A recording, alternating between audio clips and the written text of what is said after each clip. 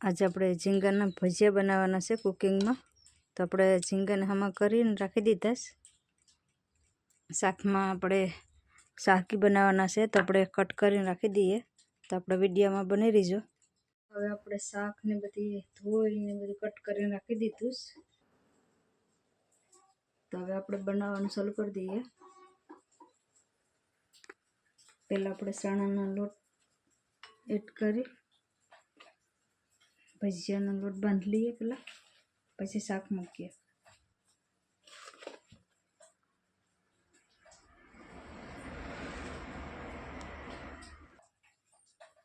હવે આપણે ચણાના લોટમાં મરચાં એડ કરીએ,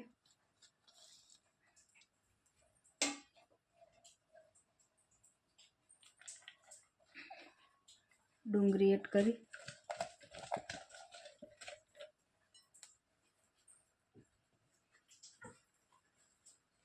ધાણા,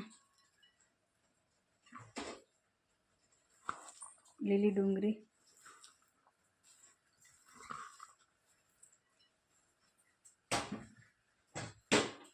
હવે આપણે ઊંધિયા ઝીણા ઝીણા કટ કરીને ધોઈને રાખ્યા એને એડ કરીએ।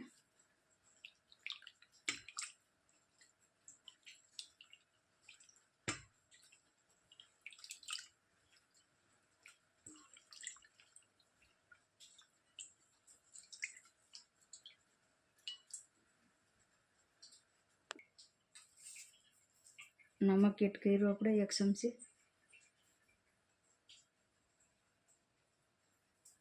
બીજી 1 ચમચી એડ કર્યું।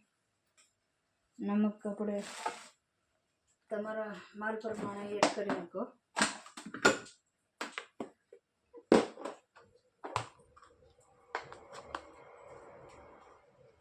એક ચમચી હળદર એડ કરી આપણે, થોડો ગરમ મસાલો,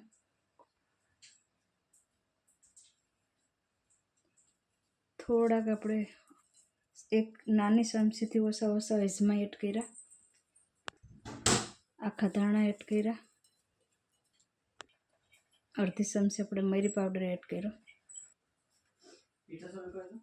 1 લીંબુનો રસ આપણે એડ કર્યો। હવે આપણે બધી મિક્સ કરી લઈએ। ચણાનો લોટ આપણે ઓછો થાય તો પાછું એડ કર્યું।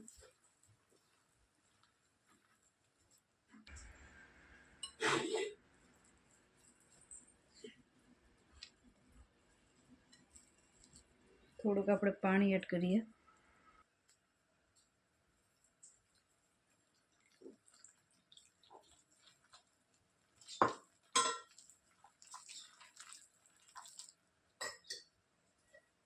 બે ચમચી દહીં એડ કરીએ। બધીને મિક્સ કરી લઈએ।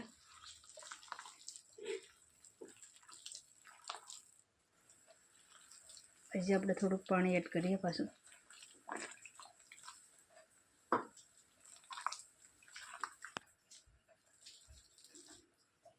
પછી આવી રીતે આપણો લોટ છે જે 1 ચમચી આપણે દહીં એડ કરી દઈએ, પાણી એડ કરવું નથી।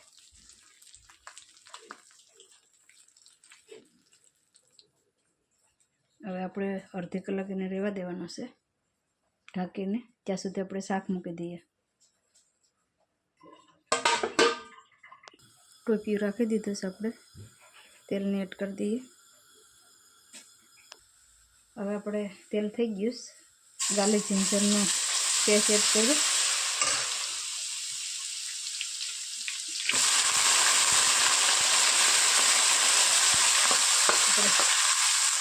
ગવાર પણ એડ કરી દીધો, એમાં રાખવા દઈએ। આપણે ગવાર તેલમાં પકાય ત્યાં સુધીમાં આપણે લીલા મરચાંનો પેસ્ટ પણ એડ કરી દઈએ, ટમેટા પણ એડ કરી દઈએ।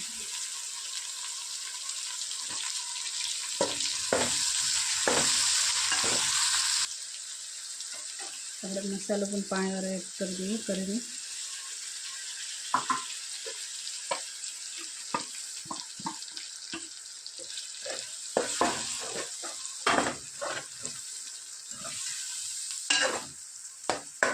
પાકવા દઈએ મસાલાને બધી સાથે પાકી જાય પછી આપણે શાકની એડ કરવાનું.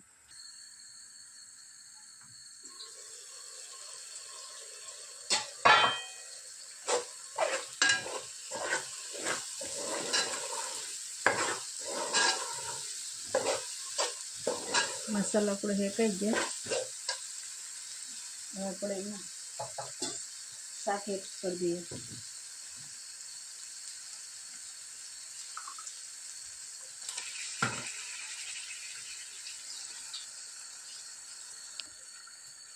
એક ચમચી આપણે નમક એડ કર્યું. લીલી ડુંગળીને ધાણા પણ એડ કરી દીધા. હવે આપણે હલાવી લેવાનું આવી રીતે.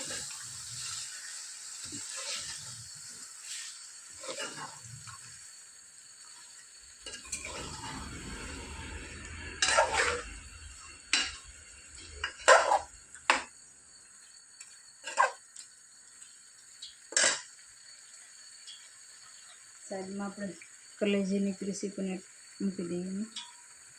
હવે થોડી વાર એને પાકવા દઈએ પછી પાણી એડ કરવાનું.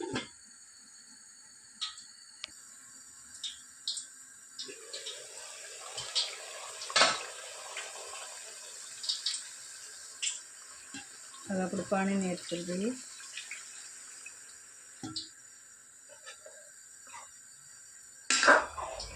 પાણી રાખીને આવી રીતે ફેરવી લેવાનું. પછી એને પાકવા દેવાનું. રસો રહી પછી ઉતારી લેવાનું. અત્યારે આપણે પાકવા દઈએ. સાઈડમાં આપણે તેલ રાખી દઈએ. તેલ આપણે રાખી દીધું. આપણે લોટને જોઈ લઈએ.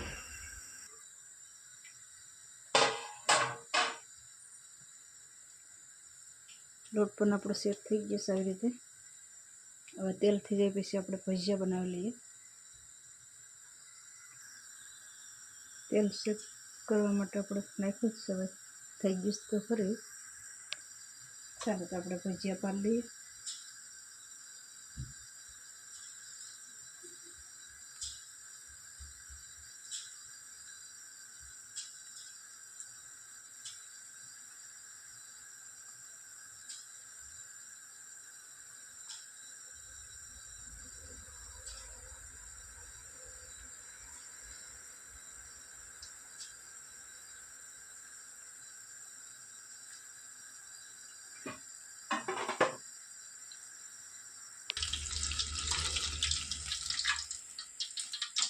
ભજીયા આપણે પાકી ગયા સારી રીતે. આપણે આવી રીતે બધી બનાવી લઈએ.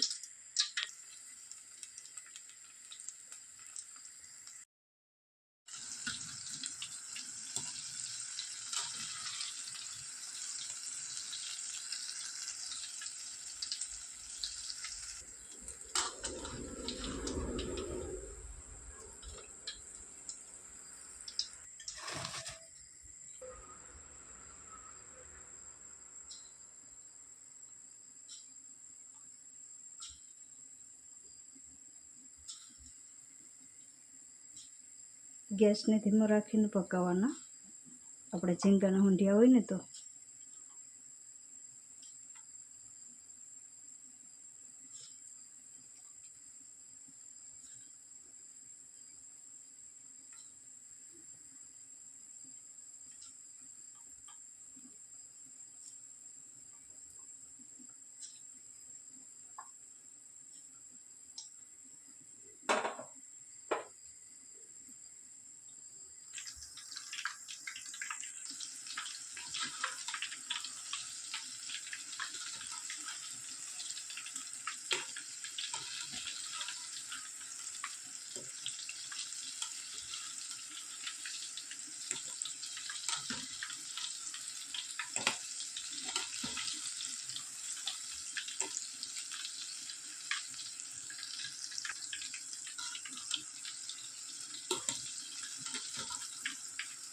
આવી રીતે હલાવતા રહેવાનું ને પકાવવાના. આમાં ગેસ ધીમો જ રાખવાનો. બહુ ધીમો પણ નહીં, મીડિયમ. અને આ ભજીયામાં કંઈ ઉતાવળ કરવાનું નહીં.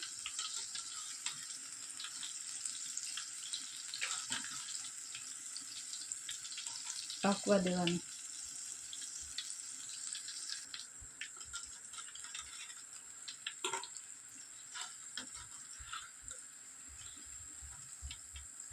આવી રીતે આપણે કલર આવી જાય ભજીયાનો, આવી રીતે કલર આવે પછી કાઢી લેવાના। તો આવી રીતે આપણે બધી પકાવી લઈએ।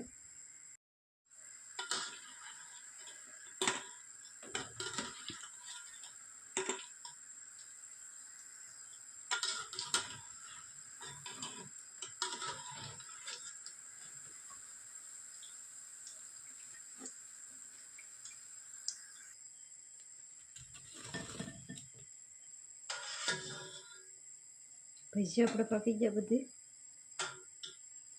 શાક પણ આપણે ઉતારી લીધું,